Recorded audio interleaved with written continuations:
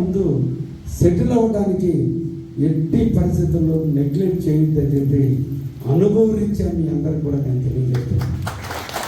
ఈ పొగడ్తలు, ఈ ఆనందాలు, ఈ కేరింతలు రేపు మీ మ్యారేజ్ లైఫ్ అయిన తర్వాత వెనక్కి తిరిగి చూసుకుంటే మీ ఆర్థిక స్థితిగతులు కొరబడిన నాడు మీలో ఈ ధైర్యం, ఈరోజు ఉన్నటువంటి తెగువ, సేవ చేసేటువంటి తత్వం అన్నీ ఆవిరయ్యే పరిస్థితి ఉంది.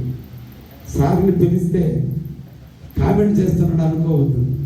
నేను ఒక ఆలోచనని మీకు అందిస్తున్నాను. ఈ ఆలోచన నుంచి మీకు నచ్చితే తీసుకోండి అనే దానికే చెప్తున్నానని కూడా ఈ సందర్భంగా మీకు తెలియజేస్తున్నాను. ఈ వయసు ఒక హీరోయిజం, ఒక హీరోయినిజం. ఇక్కడ నాకంటే పోటీగాళ్ళు ఎవరు, నాకంటే తెలియగల వాళ్ళు, నా తల్లిదండ్రులకు కూడా ఏమీ తెలియదు, నాకు తెలిసినంత అనేటువంటి క్రౌమార్య దశలో మీరందరూ కూడా ఉన్నారు. అది వయసు నుంచి వచ్చిన తత్వం. తర్వాత ఫ్యామిలీ బాధ్యతలు ఏర్పడిన నాడు అసలు దశ స్టార్ట్ అవుతుంది. అందుకని మీ అందరికీ కూడా తెలియజేస్తున్నా, సమాజానికి సేవ చేయడం మన బాధ్యత, మన కర్తవ్యం. అదే జీవితం కాదు.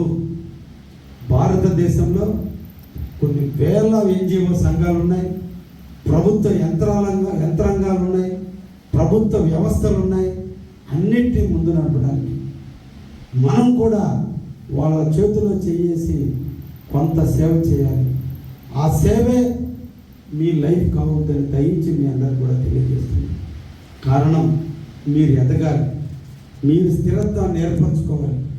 10 రూపాయలు జోబీలోంచి తీసి ఖర్చు పెట్టినా నాకేమీ కాదు అనేటువంటి ధైర్యం నీకు వచ్చిన రోజున ఎంత ఖర్చు పెట్టినా మీకు ఇబ్బంది.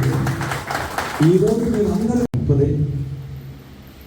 చిన్న వయసులో క్రౌమార్య దశలో అందరూ కూడా ఆటపాటల మధ్య, ఆనంద డోలికల మధ్య, కేరింతల మధ్య, లవ్ ట్రాక్ల మధ్య, లైఫ్ సెటిల్మెంట్ కాని దశలో అందరూ ఉండే దశలో పెద్దటి బాధ్యతని, బరువైన బాధ్యతని నెత్తిన మోసుకొని ఈరోజు సమాజ సేవకై మీరందరూ ముందుకు వచ్చినందుకు ఈ సేవియర్స్ అందరూ కూడా శిరస్సు వంచి మీకు నమస్కరిస్తాను.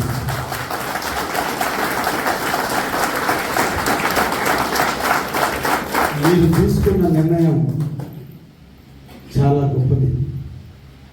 భావాలు వేరు, భావానికి తగ్గ నడవడిక వేరు. భావాలు, కళలు అందరూ కంటారు, కళలను సాకారం చేయడం అందరి వల్ల కాదు. ఏ కొద్ది మందికో అదృష్టం వస్తుంది. అందుకే పూచిన ప్రతి పువ్వు దేవుడి పాదాలను తాకాలనుకుంటుంది, కానీ కొన్ని పూలకే అదృష్టం ఉంటుంది. అలా ఎంతో త్యాగ ఫలం ఉంటేనే పేదలకు సేవ చేయాలి, పేదల అభ్యున్నతి కోసం పాటుపడాలి. ఎంతో కొంత మన జీవితంలో కొంత కల్చరల్ సోషల్ యాక్టివిటీస్కి రావాలనే ఆలోచన రావడం చాలా గొప్పైనటువంటి నిర్ణయంగా మిమ్మల్ని అందరినీ కూడా అభినందిస్తున్నాం. అయితే వీటితో పాటు మనకంటూ ఒక ఫ్యామిలీ ఉంది. మన తల్లిదండ్రులు మన మీద ఎన్నో లేని కళలు కనున్నారు. ఆ కళలను కూడా మనం సాకారం చేయాల్సిన అవసరం ఉంది.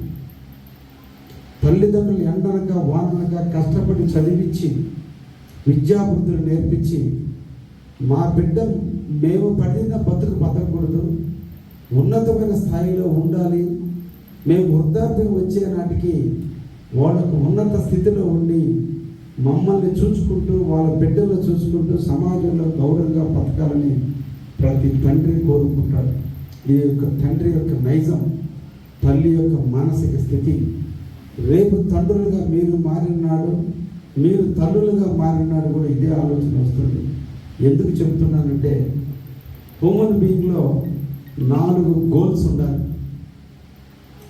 1 professional goal, 2 family goal, 3 social goal, 4 religious goal. ఒక పరిపూర్ణమైన వ్యక్తిగా మనిషి అవతారం ఎత్తాలంటే ఈ 4 గోల్స్తో మనం జీవించాలి. మొట్టమొదటి మీరు చదువుకున్నారు, మీరు చదివిన చదువు మీకు మార్గదర్శకత్వాన్ని ఇవ్వాలి. మీరు చదివిన చదువుకి మీరు న్యాయం చేయాలి. మీ మీద, మీ వెనక, మీ వీపు వెనక మీ ఫ్యామిలీ ఉంది. ఆ ఫ్యామిలీ మీ మీద ఎనలేని బరువును మీ మీద పెట్టుంది.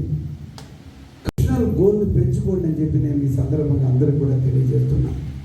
2 ఫ్యామిలీ గోల్. మీకోసం తల్లిదండ్రులు ఉన్నారు, మీకోసం సోదరులు ఉన్నారు, అక్క చెల్లెళ్ళు ఉన్నారు. వీళ్ళందరితో కలిసి మెలిసి ఉండటమే నిజమైన ఫ్యామిలీ గోల్.